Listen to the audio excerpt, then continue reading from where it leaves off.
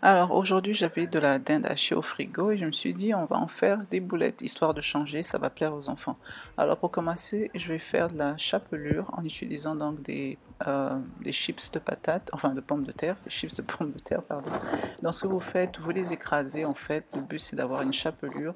Donc vous pouvez le faire dans un sac de congélation, vous écrasez avec vos mains ou avec un rouleau à pâtisserie ou sinon vous le mettez dans un mixeur et ça fait un bon boulot en les écrasant également et c'est plus rapide.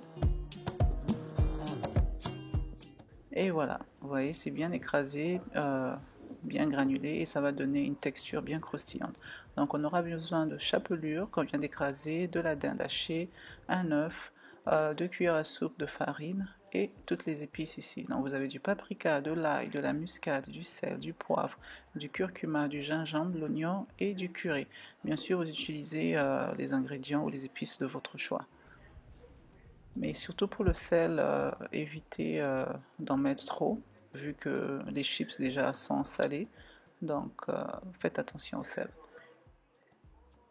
Et bien sûr, vous voyez, ça colle un peu, donc vous pouvez toujours enrober vos gants ou vos mains d'huile, comme ça, ça colle moins.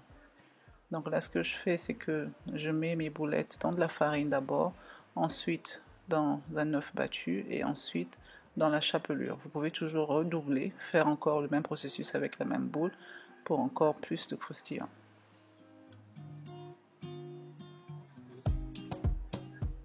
Donc là, ce que j'ai fait, c'est que j'ai fait frire 5 minutes de chaque côté.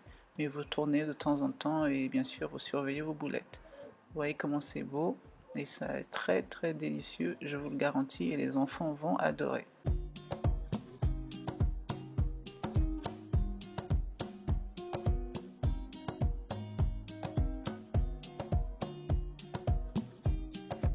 Et voilà, comme vous avez pu le voir, c'était vraiment très très simple à faire. Donc je vous invite à l'essayer pour vous-même ou pour les enfants.